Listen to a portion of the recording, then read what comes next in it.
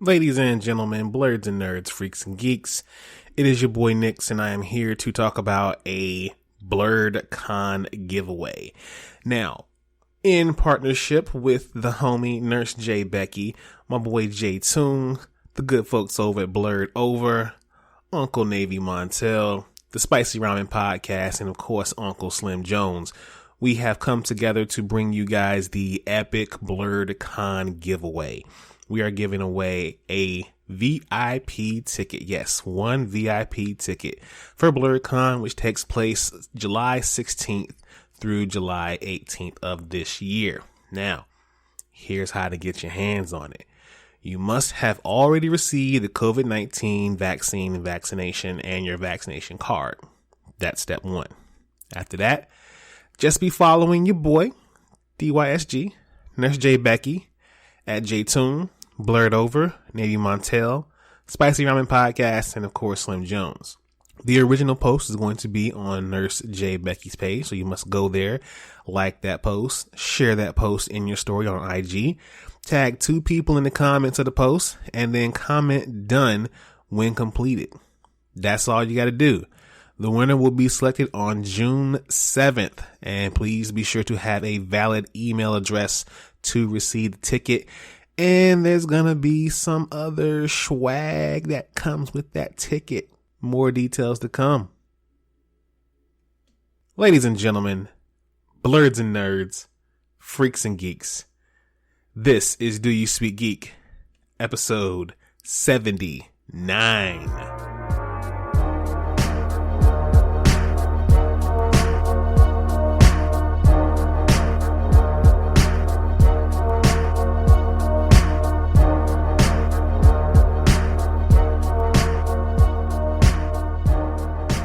Welcome to the ride, ladies and gentlemen. This is Do You Speak Geek. I am your host, Nix, and this is the place where you can get all of your nerd and blerd news from the geek realm. First of all, shout out to Spreaker. That is the home team. Shout out Spreaker. That's where you can listen to the podcast. It is the one place where you can subscribe to that podcast and help your boy out, get some mentions. You know what the time is. And if you're not listening on Spreaker, you can go anywhere else like Apple Podcasts, Google Podcasts, Stitchers, Audible, Pandora. Yeah, we're kind of everywhere. Spotify, iHeartRadio. Yeah. Hit us up wherever, man. We are going to be there to bring you that podcast. And shout out to all the people who have listened for the first time. Welcome to y'all, man. First time listeners, what's good? How y'all feeling? DoYouSpeakGeek.com, the place where you can find everything DYSG, from photos to blogs to even flashy merchandise, people. Dope merch. Please be sure to go to DoYouSpeakGeek.com to find that stuff and get your hands on it. The social medias, please follow those. Facebook at DYSGFB, Twitter at DYSG_tweets, Instagram at DoYouSpeakGeek. Please be sure to hit that follow button there and like the content. The YouTube channel is the only place where you can find the Daddy and Donald Show, the Do You Speak Geek YouTube channel. Please be sure to subscribe, like, Hulk, smash that bell for all notifications, and leave your comments. We want to know what you guys think. On Instagram, we just wrapped up a new interview. We talked to the wonderful Mary Lou Davis, Chef Mary Lou Davis of Geeks and Grubs. She's an amazing individual, and I hope you guys enjoyed that interview. Pardon for the technical difficulties. I do apologize. Well, nothing really big this week, so let's go ahead and hop into my favorite portion of the show. Y'all know the vibes. Source Wall. Man, you come right out of a comic book. Behold the Source Wall. Can you read, my son? Well, that depends. There is nothing wrong with reading a story and looking at the pictures. Enough said. Stand the pull list this week. X-Force 20. It's party time, but somebody's got to work it. And when invited guests and a few crashers prove to be planted antagonistic agents, X-Force will need to get their hands dirty and keep this all under wraps before anyone catches wind. This is a Hellfire Gala tie-in. Please be sure to check this one out, people. Iron Man Annual #1, Infinite Destiny, starts here. When Iron Man learns about the strange people who kidnapped and tortured Miles Morales, he has to look into it. What he finds out about the Accessor and especially Quantum will shock you, and him as well. Don't miss this in-depth look at the coolest new villains and the groundwork for major future Marvel stories. Please check this one out. It is a blasty blast. Batman Catwoman number 5. Batman's two loves collide, and the smash up could be dangerous. Not just for the Caped Crusader, but for the Joker as well.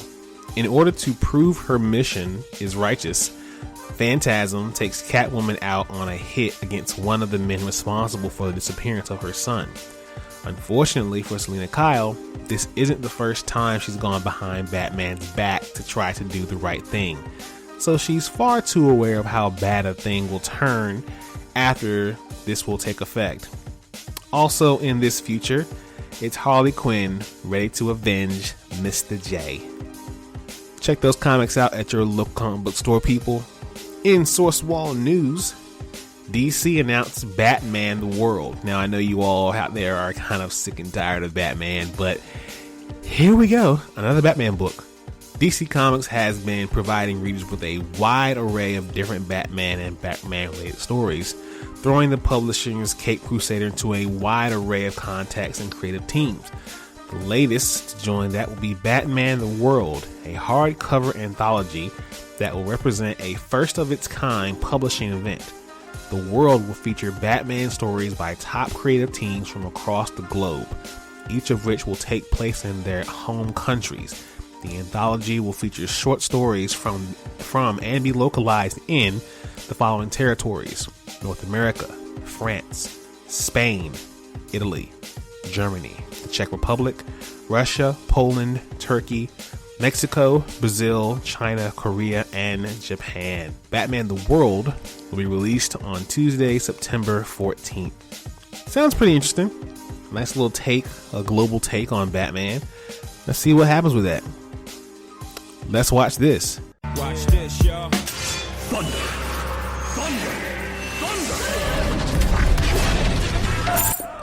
Thunder. Lannister always pays his debts. Whoa, dude. I am the villain of the story. All right, TV viewers. Timothee Chalamet. I killed that kid's name. He will be starring as Willy Wonka in a new Origins movie. Timothy will play Willy Wonka in Warner Bros.' upcoming film, telling the character's origin story, according to Deadline. Paul King directs this film, titled Wonka, from screenplay by Simon Farnby. David Heyman is producing on behalf of Heyday Films, with Luke Kelly also producing. Michael Segal is an executive producer. The prequel is Warner Brothers' third film based on or inspired by Roald Dahl's children's novel Charlie and the Chocolate Factory. Gene Wilder gave a new iconic portrayal of the character in 1971, while Johnny Depp inherited the role and frequent collaborator Tim Burton took a spin on it in 2005's Charlie and the Chocolate Factory. The kid's dope. I think he'll do a great job as Willy Wonka. As long as they take a nice dark turn on how they do this film, I think it'll be amazing to see. I hope there's some origins of also the Oompa Loompas as well. Something a little more fleshed out than what they did for Charlie and Chocolate Factory. But I'm definitely interested to see what's going to happen here. Let's talk about the CW for a moment, people. 2021 fall schedule, Painkiller and the Powerpuff Girls. Now, the CW released a 2021-2022 season schedule, revealing when new seasons of their fan favorite series will return, with brand new series as well set to debut. The network's expansion to Saturday night is included to programming, giving the full week of programming on original entertainment for the viewers. Now, starting on Sunday, from 8 to 9, we got Legends of the Hidden Temple, a new series. That should be dope. I mean, with adults playing Legends of the Hidden Temple, yo, sign your boy up. I'm definitely trying to be a red monkey, and I'm definitely going to conquer the shrine of Silver Monkey.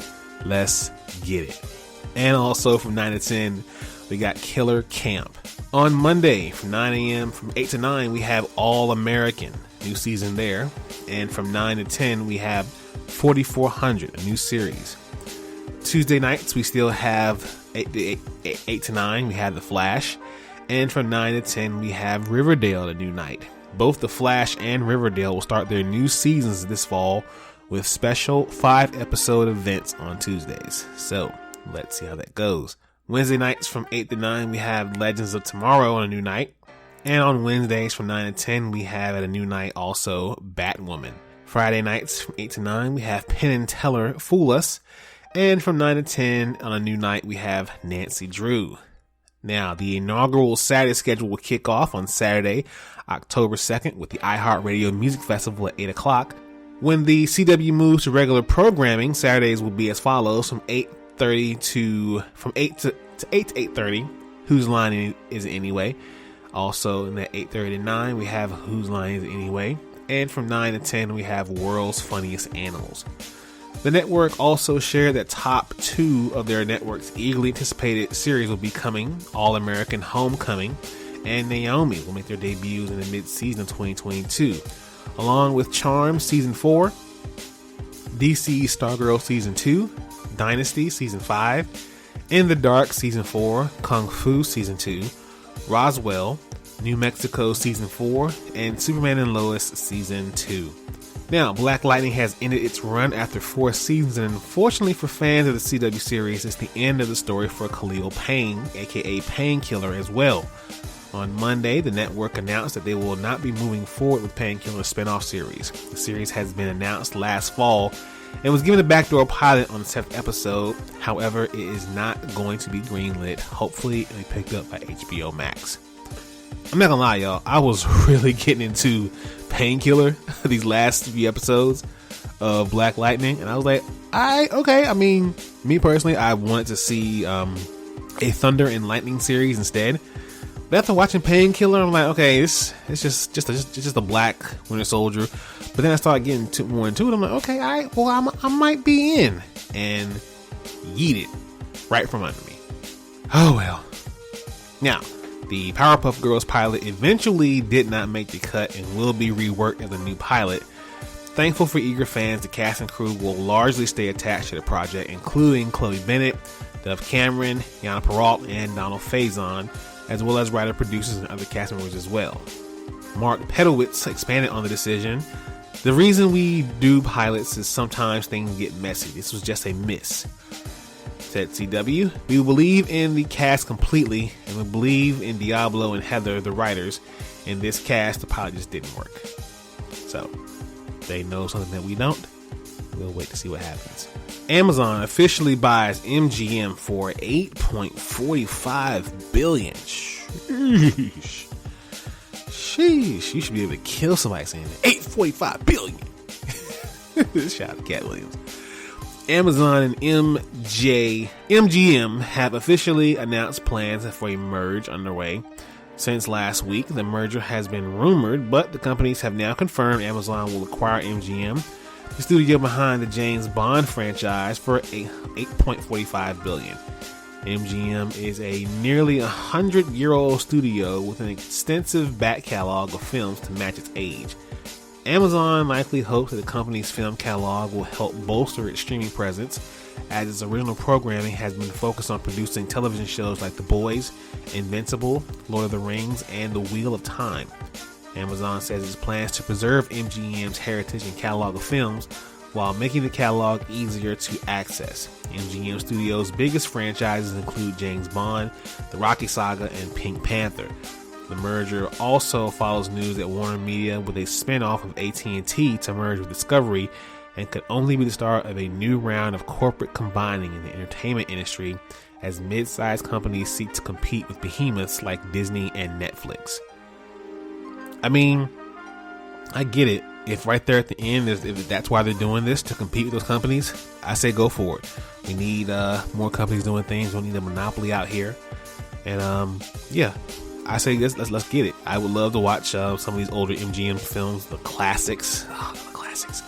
But yeah, I have no problem with this. What do you guys think?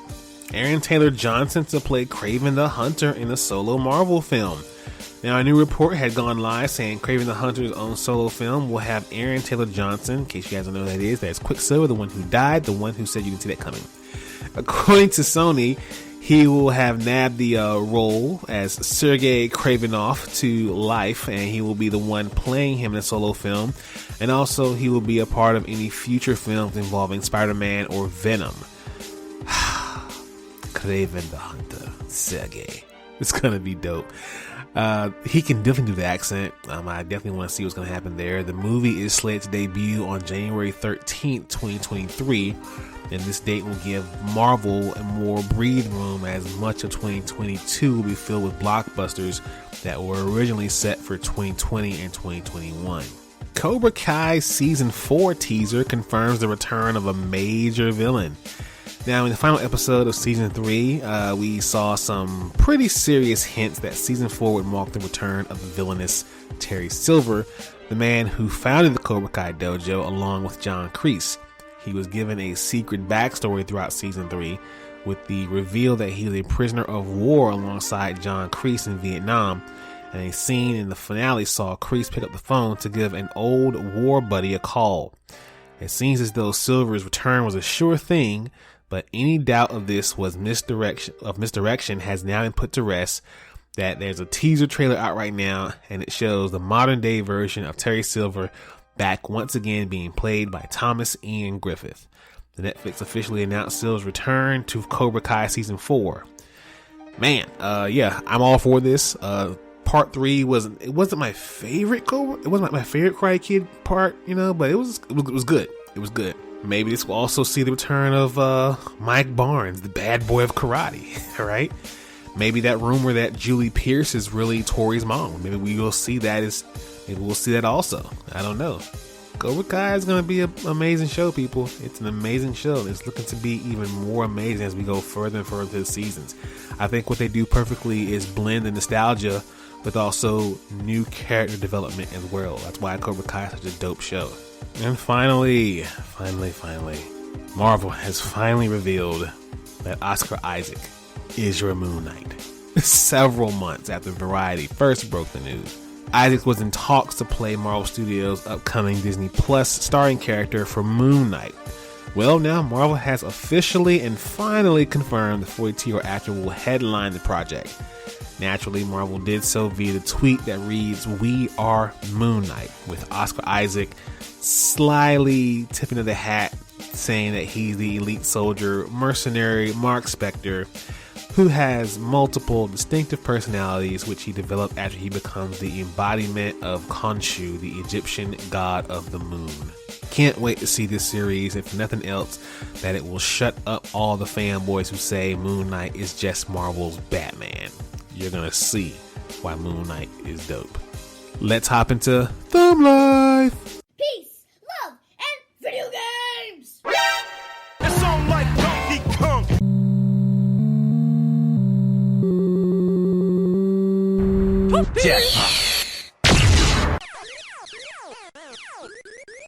That man is playing Galaga.